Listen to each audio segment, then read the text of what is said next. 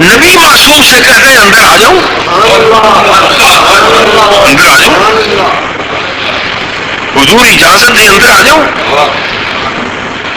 وہ بھی معصوم ضرور ہے فرشتہ، مگر اس کی عصمت کا یہ مقام ہے کہ دروازے پر ہاتھ باندھے کھڑے ہیں، اور نبی کی عصمت کا یہ مقام ہے کہ مسجد نبوی میں مصلی پر مفتی کی حیثیت سے بیٹھے ہیں اور اجازت دے رہے کہ ہاں آ جاؤ، آنا ہے تو آ جاؤ، آ سکتے ہیں. فرق تو بڑا واضح ہے. کروڑوں اربوں کھربوں میلوں کا نبی اور فرشتے کی عصمت میں فرق ہے. جبریل کی عصمت تو یہ ہے کہ جبریل جاؤ، فرشتوں کی گینگ لے جاؤ، ام ہانی کے گھر میرا محبوب سویا ہوا ہے، وہاں جا کر پروں کی ہوا دو. جب وہ بیدار ہو جائے نا، خود جاگے، وہ ناز نخرے کا مجسمہ جب وہ جاگے بیدار ہو جائے تو پھر اسے کہنا ان ربا کا یدو کا، حضور آپ کو رب بلا رہا ہے. اب عصمت تو پھر جبریل کی ہے، مگر وہ عصمت ہے جو غلامانہ ہے. نبی کے اندر وہ عصمت ہے جو شاہانہ ہے، کہ مزے سے سوئے ہوئے ہیں، مزے سے آرام کر رہے ہیں، اور جبریل آ کر پاؤں دباتے ہیں، یہ پر ہلاتے ہیں، یہ ہوا دیتے ہیں، پھر کہتے ہیں فرق تو ہو گیا. یوں بھی فرق بڑا واضح ہے عصمت کا کہ محبوب نبی وہ معصوم ہے جسے براق پر سوار کیا جاتا ہے معراج کی شب، اور براق تیزی کے ساتھ جاتا ہے، معصوم ہے. فرشتہ بھی معصوم ہے، مگر وہ معصوم ہے جو نبی کی دھول میں دوڑتا ہوا جاتا ہے، پیچھے پیچھے بھاگا جاتا ہے. فرق تو ہو گیا ہے. نبی کی عصمت معصوم یہ ہے، فرشتے کی عصمت یہ ہے کہ وہ سدرا پر کہتا ہے لو تو لخت رکھ تو بس، آگے نہیں جا سکتا. آگے جائے تو تجلیات ربانی میرے پروں کو جلا دیں گی، آگے نہیں جا سکتا. وہ وہیں ٹک گیا، رک گیا، گڑ گیا، آگے ہمت ہی نہیں جانے کی. مگر نبی وہ معصوم ہے جس کے لیے نور کا تخت رف رف آتا ہے، اور پھر اس پر سوار کر وہ گئے وہ گئے وہ گئے وہ گئے، فرشتے تکتے رہتے ہیں، مصطفیٰ چلے گئے. فرق تو ہو گیا ہے. لفظ اسم پاک بے مثال ان کا اسم گرامی، اسم پاک کے اندر عصمت پائی جا رہی ہے، معصومیت پائی جا رہی ہے. دو باتیں. تیسرا، بے مثال ان کا اسم گرامی، اسی نام کے اندر ایک اور بھی طرف ذہن جاتا ہے، عالمگیریت، پوری کائنات پر احاطہ محسوس ہوتا ہے. اس اسم گرامی نے پوری کائنات پر قبضہ کر رکھا ہے. اتنا حسین نام ہے کہ پوری کائنات پر قبضہ ہے. وہ آپ سوچیں گے کہ پوری کائنات پر قبضہ کیسے ہے، تو وہ بھی عرض کر دوں کہ محمد کا معنی ہے حمد کیا گیا، حمد کیا گیا. اب اس کے آگے یہ ذکر کہیں نہیں کہ کس نے حمد کی. حمد کی معنی تو ہو گیا اس میں پاک محمد کا حمد کیا گیا، مگر کس نے حمد کی ذکر نہیں ہے. لہذا ساری کائنات نے مصطفیٰ کی حمد کی، زمینوں سے آسمانوں تک، عرش کرسی لوح قلم، مشرق و مغرب، جنوب و شمال، چونکہ ذکر نہیں ہے کہ کس نے حمد کی، لہذا ماننا ہوگا کہ یہ وہ ذات بابرکات ہے جس کی تعریف پوری کائنات نے کی ہے. اس لیے یہ نام پاک ساری کائنات پر چھایا ہوا ہے. دوسری دلیل کی ساری کائنات پر یہ چھایا ہوا کیسے ہے؟ الحمدللہ رب العالمین. حمد سارے جہانوں کے رب کے لیے حمد ہے. اب یہ حمد بھی سارے جہان اللہ کی کرتے ہیں، یہ حمد بھی اللہ کی حمد سارے جہان کرتے ہیں. چونکہ اللہ کے بعد مصطفیٰ کا ذکر ہے، اس لیے یہ بھی ماننا ہوگا کہ اللہ کی حمد جیسے ساری کائنات اللہ کی حمد بیان کرتی ہے، اسی طرح ساری کائنات مصطفیٰ کی نعت بھی بیان کرتی ہے.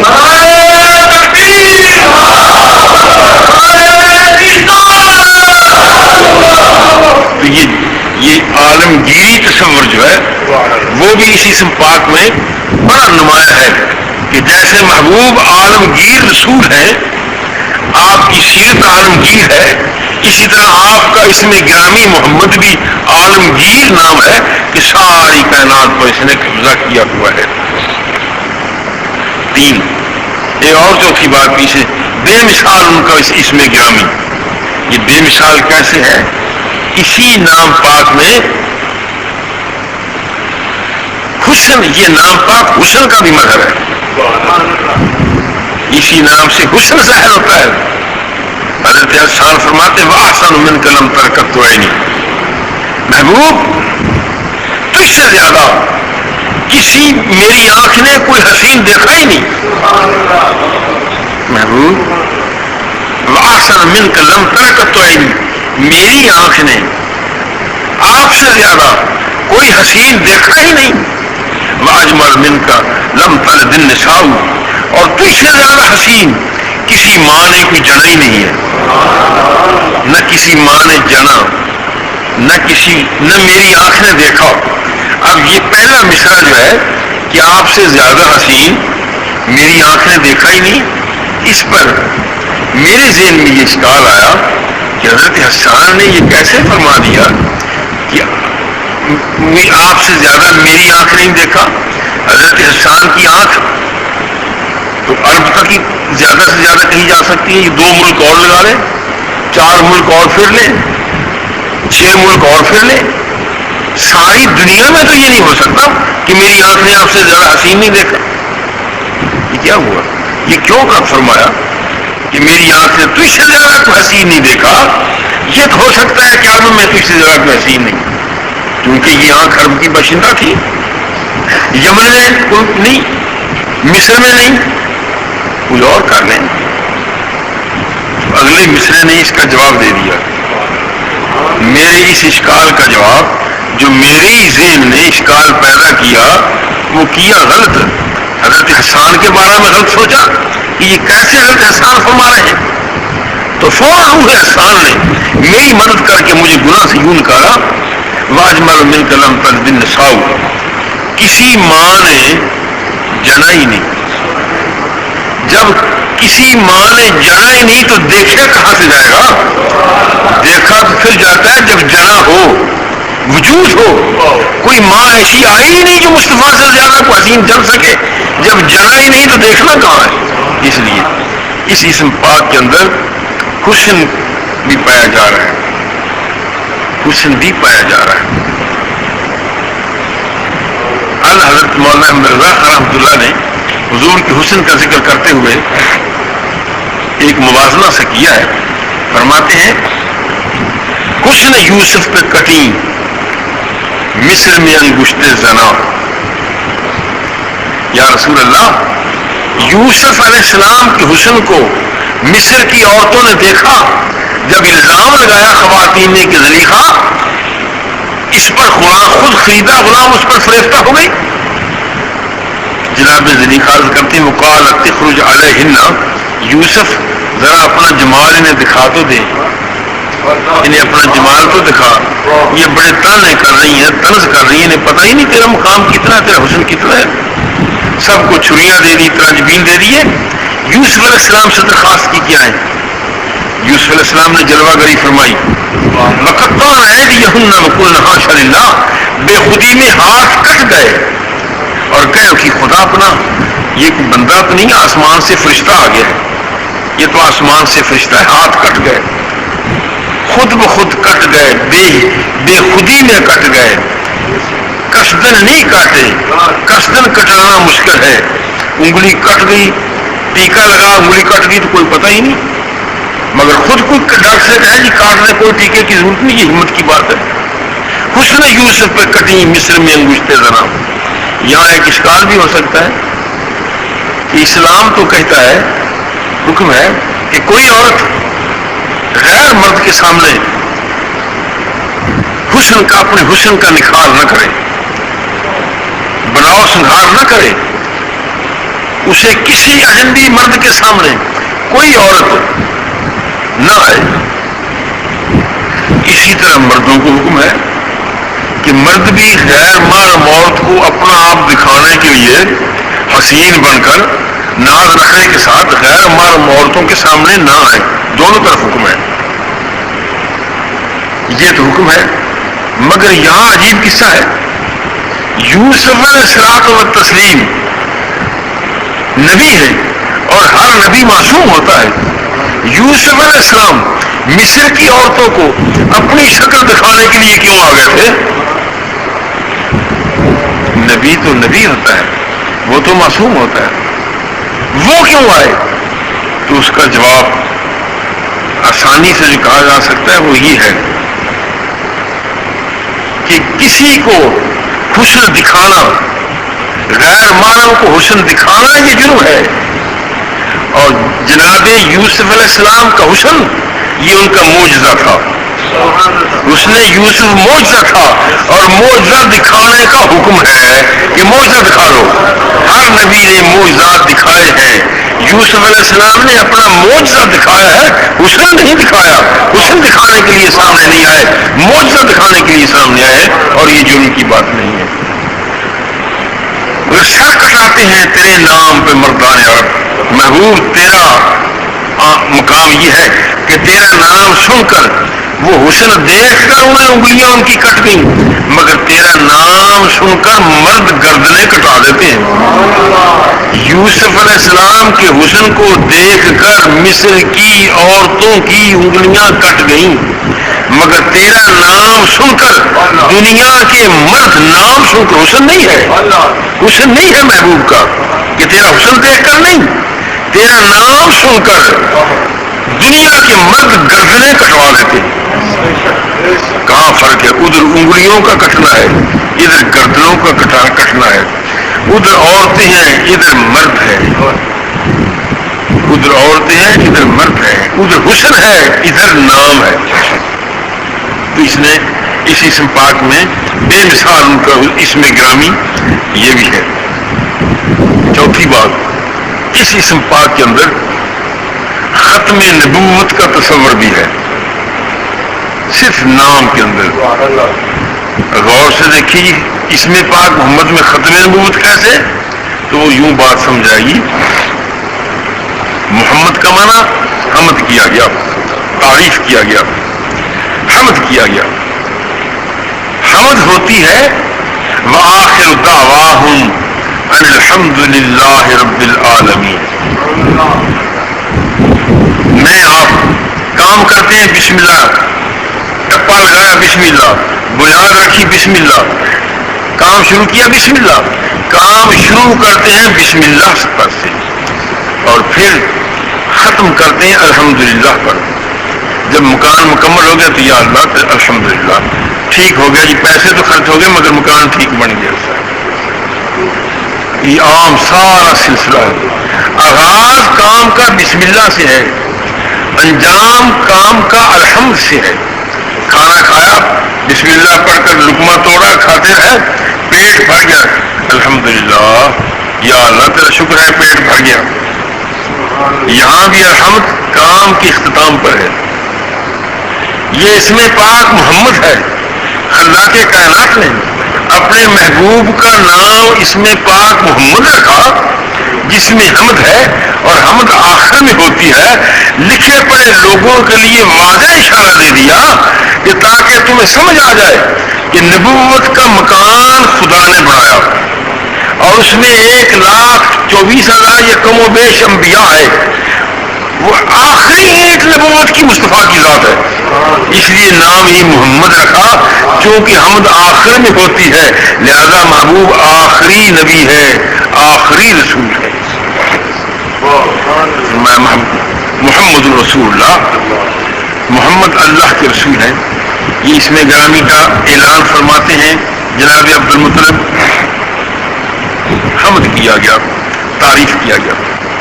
اب حضور کس کی تعریف سے محمد ہوئے؟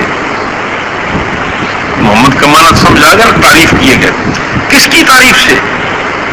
کیا فرشتوں نے تعریف کی اس لیے محمد؟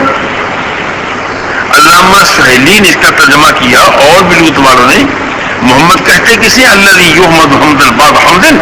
محمد اسے کہتے ہیں جس کی تعریف کی حد نہ ہو, جس کی تعریف کی حد نہ ہو وہ محمد ہے.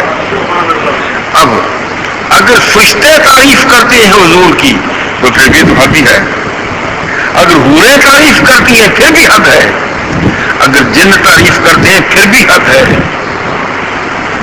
سارے انسان تعریف کرتے ہیں پھر بھی حد ہے، حشرات الارض تعریف کرتے ہیں، کیڑے مکوڑے چونٹیاں پھر بھی حد ہے، پرندے تعریف کرتے ہیں پھر بھی حد ہے، جانور چوپائے تعریف کرتے ہیں پھر بھی حد ہے۔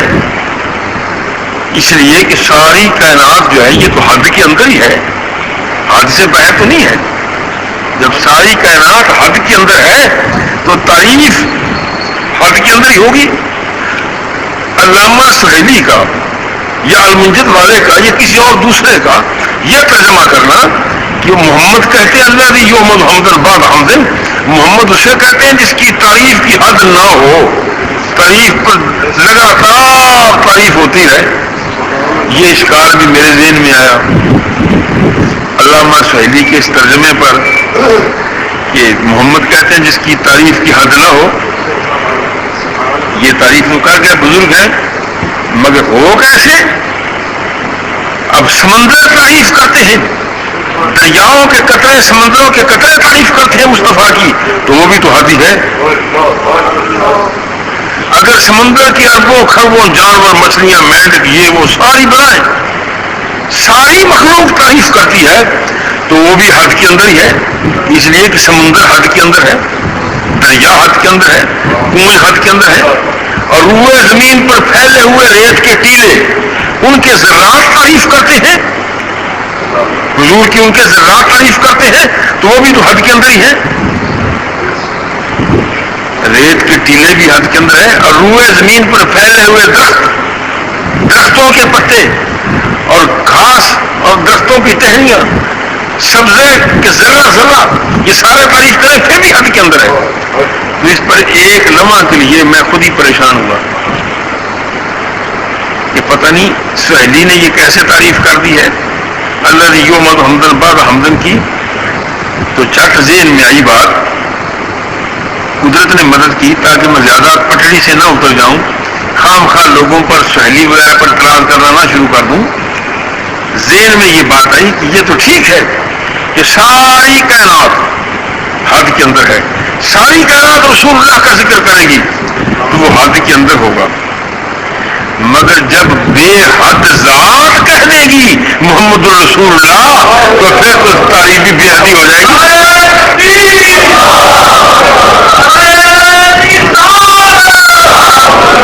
جب بے حد ذات نے کہہ دیا محمد رسول اللہ تو اب مجھے یہ بات ذہن میں آ گئی کہ صحیح وہ لوگ ہیں، منظور تیرا تصور جو ہے نا وہ صحیح نہیں ہے۔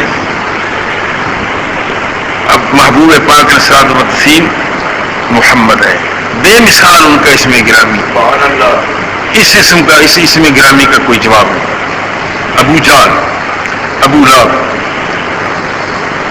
سر جوڑ کر بیٹھے اور کہتے ہیں یار بڑی مصیبت ہے، سارا دن ہم اس بندے کی مخالفت کرتے ہیں، یہ ایسا ہے، یہ جادوگر ہے، یہ ہے یہ ہے، یہ لوگوں اس کے قریب نہ جاؤ، سارا دن تھک جاتے ہیں برائی کرتے کرتے، اور کہتے ہیں کہ کہا محمد نے، یہ نہیں محمد ایسا ہے، محمد ایسا ہے، محمد ایسا ہے، حد ہو گئی، یہ تو بڑی بری بات ہے۔ بات کا وزن نہیں لیتا کہ 50 گالیاں دے دیتے ہو، کہتے ہو محمد ایسا ہے، بھی تعریف بھی کر رہے ہو گالیاں بھی دے رہے ہو، ہوا کیا؟ محمد کا معنی ہی تعریف کیا گیا ہے۔ تو کہنے کہ یار بڑے پڑاکو آدمی تھے نا، نکھاری بندے، کہنے کہ ان کا نام بدلو، جب تم نے اس کی توہین کرنی ہو نام محمد نام ہی نہ کہا کرو، چھوڑ دو نام لینا ہی، بھی کہیں کیا؟ اسے کہو کہ مزمم نے یہ بات کہی، یہ کہو کہ مزمم کی بات، مزمم میں نہ برائی کیا گیا، محمد کہو ہی نہ۔ یہ چرچا ہو گیا، 2-4 لوگوں نے فیصلہ کر لیا، اب کہنا شروع کیا کہ مزمم جا رہا ہے، مزمم کی بات ہے، مزمم ایسا ہے، وہ ایسا ہے، وہ ایسا ہے۔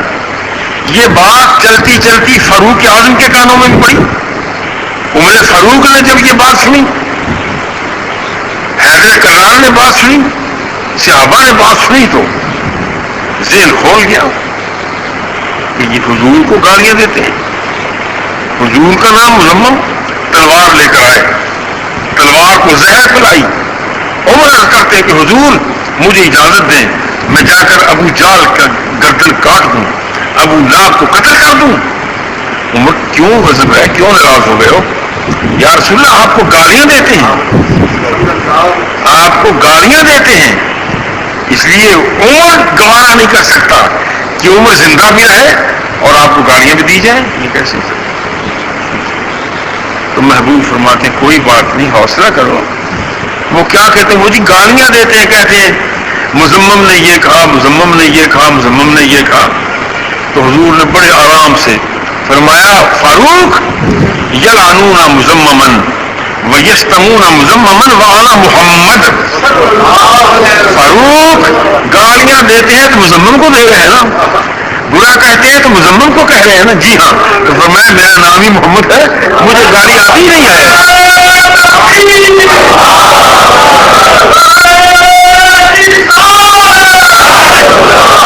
میرا نام ہی محمد ہے, مجھے گالی آتی نہیں ہے, گالی آتی نہیں ہے. یہ نام 2 مرتبہ قرآن مقدس میں آیا اور اس میں گرامی احمد 1 مرتبہ آیا. وَمُبَشِّرًا بِرَسُولٍ يَأْتِي مِن بَعْدِهِ اسْمُهُ أَحْمَدُ. عیسیٰ علیہ السلام فرماتے ہیں, خوشخبری دیتے ہیں بنی اسرائیل کو کہ بنی اسرائیل میرے بعد وہ آ رہا ہے جس کا نام احمد ہے. اب یہ احمد کا نام عیسیٰ علیہ السلام نے اس میں احمد ذکر کیا ہے, محمد نہیں کیا. کیوں ایسا ہے؟ معلوم ہوتا ہے کہ آسمان والے مصطفیٰ کو احمد کہتے ہیں, آسمان والے رسول اللہ کو احمد کے نام سے یاد کرتے ہیں اور زمین والے مصطفیٰ کو محمد کے نام سے یاد کرتے ہیں. اور عیسیٰ علیہ السلام نے وہی بولی بولی جو آسمانوں پر بولی جاتی ہے, کیونکہ اس ملک میں جا کر ہے اور 500 سال سے وہی رہتے تھے. حضور صلی اللہ علیہ وسلم کے جلوہ گری سے پہلے 500 سال درمیان میں وقفہ ہے. عیسیٰ علیہ السلام کے جانے میں اور محبوب کے آنے میں 500 سال کا وقفہ ہے, اور 500 سال سے آسمانوں پر ہیں, لہذا وہی زبان ہے, وہی بولی ہے. احمد جو آسمانوں والے احمد کہتے ہیں, زمینوں والے محمد کہتے ہیں. وَمُبَشِّرًا بِرَسُولٍ يَأْتِي مِن بَعْدِهِ اسْمُهُ أَحْمَدُ, میرے بعد رسول آ رہا ہے جس کا نام احمد ہے.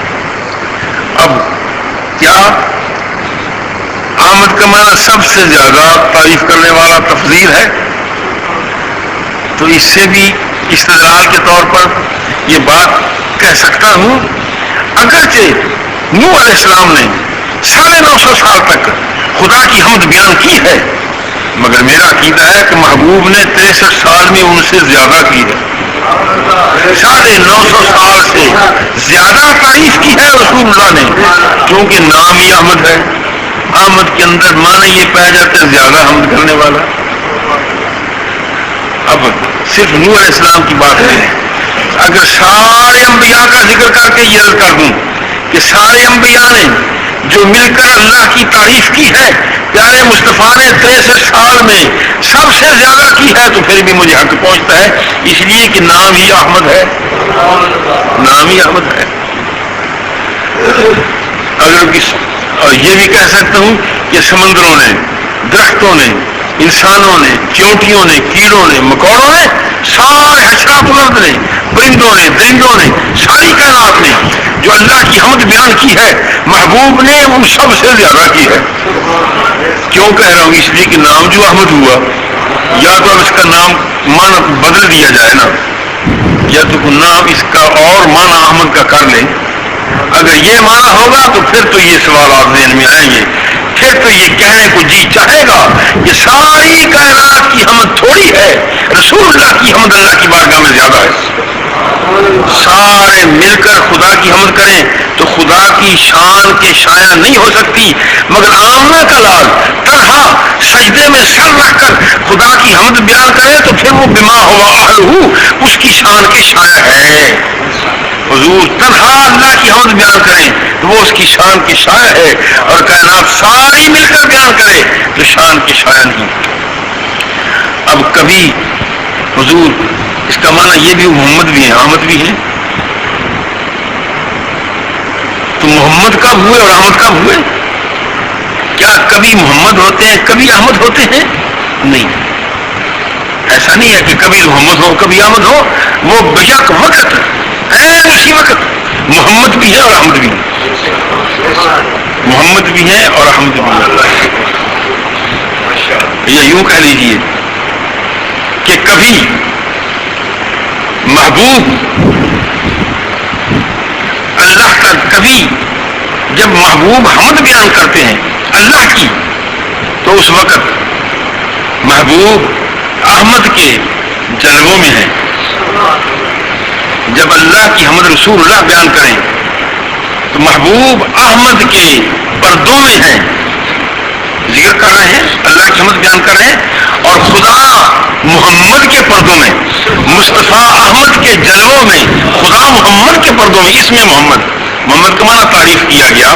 جب حضور اللہ کی تعریف کہیں گے تو محمد کہتے ہیں جس کی تعریف کیا گیا، اور جب حضور صلی اللہ علیہ وسلم، جب خدا حضور کا ذکر کرے، خدا ضرور کا ذکر کرے تو پھر خدا ذوالجلال احمد کے جلووں میں اور مصطفیٰ محمد کے پردوں میں، کبھی احمد کبھی محمد نہیں، بیک وقت احمد بھی ہیں محمد بھی ہیں۔